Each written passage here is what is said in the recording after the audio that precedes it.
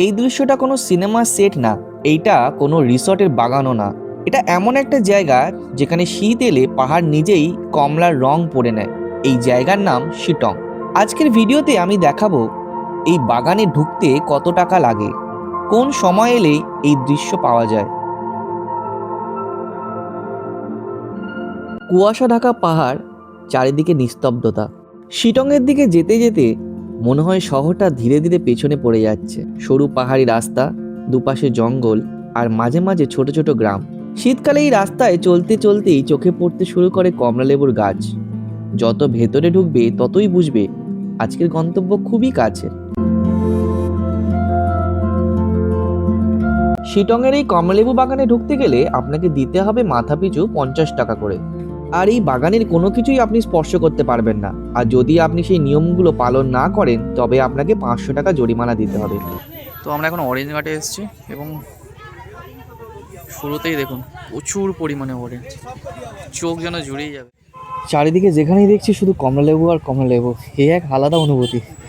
মানে শুনেছিলাম বা দেখেছিলাম ভিডিওতে যে এই সময় কমলালেবু প্রচুর পরিমাণে হয়, আর আমরা যে সময় এসছি মানে এই যে এখন ডিসেম্বরের টাইম, এই সময় দেখতে পাচ্ছি কমলালেবুগুলো পুরো পেকে গেছে এবং যে কমলালেবুর কালার, সেই কালারটা একদম গাছগুলো ভরে আছে।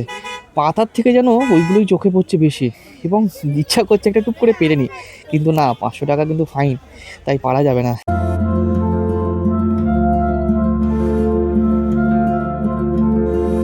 শিটংয়ে আপনি যে কোনো সময় আসতে পারেন, তবে যদি এরকম সুন্দর লেবুর বাগান দেখতে চান যেখানে লেবু তার কমলা কালার দিয়ে ভরিয়ে রেখেছে, তাহলে কিন্তু আপনাকে আসতে হবে নভেম্বরের শেষের দিকে বা ডিসেম্বরের প্রথম থেকে জানুয়ারি মাস পর্যন্ত।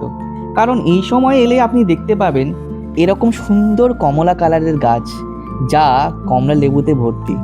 হ্যাঁ, আপনি কিন্তু অন্য সময়ও আসতে পারেন, তবে জানুয়ারি মাসের মিডিল থেকে এই গাছের লেবু কিন্তু বিক্রি আরম্ভ হয়ে যায়, তাই কিন্তু বেশি লেট করে আসবেন না। আমরা গেছিলাম ডিসেম্বর মাসের 26 তারিখ, আর এখানে গিয়ে এরকম লেবু দেখে আমরা কিনতে চেয়েছিলাম সেই লেবু। তো আমাদের জানানো হয় এই লেবু বিক্রি আরম্ভ হবে জানুয়ারি মাসের 3 তারিখ থেকে।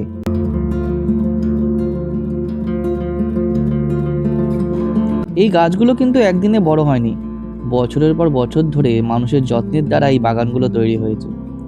আর এই কমলালেবুর কথাগুলো যদি বলি, রংটা দেখলেই বোঝা যায় কতটা ফ্রেশ, স্বাদে মিষ্টি, হালকা টক, আর একদম রসালো। শহরের বাজারে যে কমলালেবু পাই তার থেকে অনেকটাই আলাদা। এখানকার কমলালেবু সরাসরি বাগান থেকে যায় বাজারে, কোনো বড় স্টোরেজ, কোনো কেমিক্যাল ট্রিটমেন্ট সেরকম কিছুই নেই। এটাই এর সবচেয়ে বড় প্লাস পয়েন্ট। এই বাগানটা যতটা সুন্দর ততটাই গুরুত্বপূর্ণ, কারণ এই বাগান না থাকলে এই গ্রামটার অনেক কিছুই বদলে যেত। তাই এখানে এলে আমাদের দায়িত্বও আছে গাছের ক্ষতি না করা, অযথা লেবু না ছেঁড়া, আর জায়গাটা পরিষ্কার রাখা। সত্যি বলতে এইভাবে বাগানের ভেতরে হাঁটতে হাঁটতে কমলালেবু দেখা আর এই গল্পগুলো জানা, এটাই শিটং ভ্রমণের আসল অভিজ্ঞতা। আপনারা যদি এখানে আসেন শুধু ছবি তুলে চলে যাবেন না, একটু সময় নিয়ে এই জায়গাটাকে অনুভব করবেন, তাহলেই বুঝবেন এই কমলালেবু বাগান কেন এত স্পেশাল। এর আগে কমলালেবু শুধুমাত্র দোকানে বিক্রি হতেই দেখেছি, মানে এদিক ওদিক বিক্রি হচ্ছে। এই গাছের কমলালেবু এত বড় বড় গাছ, মানে বিশাল লম্বা গাছগুলো, যে খুব ছোট ছোট নয়, গাছগুলোও প্রচুর লম্বা আর ভরে আছে লেবুতে। সত্যি কথা বলতে আমার তো যেতেই ইচ্ছা করছে না, মনে হচ্ছে এখানে আরেকটু সময় কাটাই। যত ভেতরে ঢুকছি বা বিভিন্ন গাছগুলো দেখছি যেন ততই প্রেমে পড়ে যাচ্ছি কমলালেবু।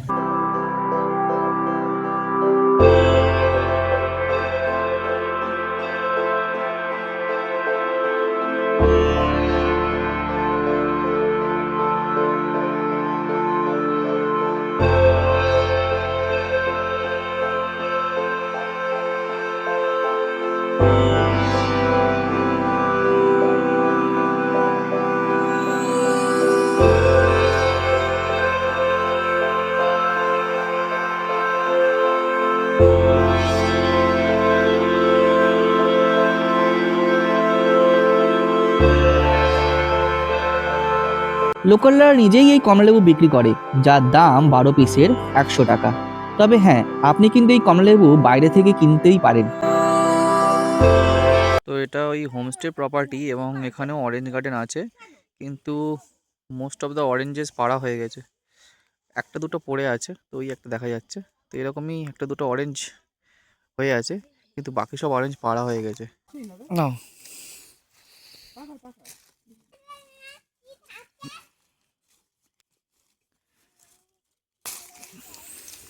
তো কালকে এসে সকালে বেরিয়েছে, তারপর বের করা হয়নি না, বিকালে বেরিয়েছে। দারুণ মিষ্টি, দারুণ। আমরা অরেঞ্জ গার্ডেন থেকে লেবু খেয়েছিলাম, মানে পাশে বিক্রি হচ্ছিল, কিনে খেয়েছিলাম। প্রচণ্ড টক ছিল, কিন্তু এখানকার যে এক্ষুনি লেবুটা পারলাম সেটা দারুণ মিষ্টি।